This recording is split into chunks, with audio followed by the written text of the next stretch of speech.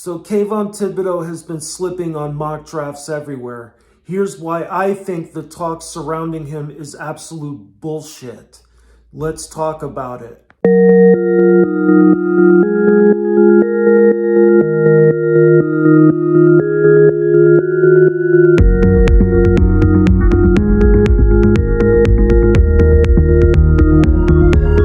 What's going on, family? If you are new to this channel, please consider subscribing if you like the content here. Also, liking and sharing helps. Also, I love getting comments from all of you. I love, debating everything Jets with you guys, and I love to continue this conversation with you guys. What's going on, guys? I'm right now in the basement of my house because there's construction going on upstairs, so please bear with me. So the Super Bowl concluded with the Rams beating the Bengals, and right now we're officially in the off season. We're right now in a pretty slow period waiting for free agency to begin next month, and there's tons of rumors going around. And right now, I think the hottest topic right now is surrounding Kayvon Thibodeaux, the pass rusher from Oregon, who was on everybody's mock draft up until recently, was projected to be the #1 pick in the draft. And he slipped down recently over two quotes that he's supposedly made, and questions about how much he loves the game. Well, in this video, I'm going to dispel all those rumors and hit you with some facts regarding Kayvon Thibodeaux and why I think the Jets should take him if he's available at #4. So the first concern people have, which I think is completely laughable, is this quote that he made, why he decided to go to Oregon instead of, say, Alabama. He said that he would get a better education and would set him up for the future. I mean, and people are turning this around and saying, oh, he doesn't love football because he's looking to further his education, which is complete nonsense. I mean, this is amateur hour stuff. I mean, he should be preparing for an education just in case something happens to him in the NFL. If he gets injured or his career is over, he should be looking into life after football.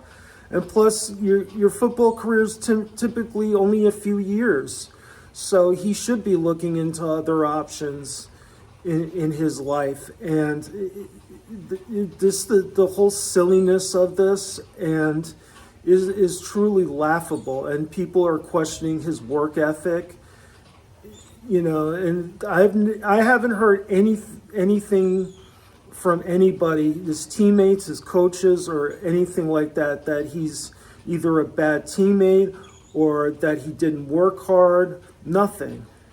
And plus, he hasn't gotten arrested for drugs. He hasn't beaten the shit out of his girlfriend. None of that stuff. And they're pulling this out of thin air. I mean, is ridiculous. And I want to play a clip from when he was on CBS pre-Super Bowl with Ray Lewis, and he talks about his love of the game. You have a very unique passion about the game of football. Mm-hmm. What made you start loving the game? Being a student of it. When you start to realize that there's so much to learn. And so at first, when you're young, you just think it's running, conditioning, and it's, I hate it. I hate it. I don't want to play anymore because everything's so heavy. There's so much to do. But then when you start to realize the work and like those Tuesdays and Wednesdays that people don't see is what actually makes the greatness and what it makes it look easy, right? Yeah. People say, you're out there, you're doing your thing, but it's like they don't really understand the work that goes into it. And no matter how, and now in the NFL, you see like no matter how rich someone is, you got to take that off sometime and you got to go play. It don't matter. It doesn't matter about anything but the work you put in. So just knowing that I can really hone in on craft and get better. And I think that's really what it was. It was getting better, right? When I first started playing, I hated it. It's like, I don't know how to play. I don't know how to tackle. I don't know how to run. But as soon as I started learning and I started understanding how to use my coach always said, don't be a hip bender, be a knee bender, right? And once you really kind of understand what that meant, the game's totally different. So there's also discussions about his motor, which I find really interesting because he plays the run as well as the pass. And I have a clip from Boyd Green's channel with when he was interviewing Derek Clausen, a draft expert on Bleacher Report, and he discusses that. All right, Derek, quick buy or sell on this because I've heard this from a few people. Todd McShay was the first one to bring it up, and he said he doesn't have the same quote unquote fire as other prospects. I'm not sure if that's in questions with his motor or work ethic or things of that nature, but there were some other lesser known analysts that said something similar on tape. Is there a lack of effort? Is there a lack of motor there with Thibodeaux, or is that all nonsense? That feels like nonsense to me. That's probably just people thinking that he was not as productive as he should have been, which is maybe fair. I think he only had 7 sacks, and if you're going to be the number 1 overall pick, people probably want to see double digits, but like he has plays where he's chasing guys down from the backside. He's, chasing people down 15 yards down the field on a play that broke, because somebody else.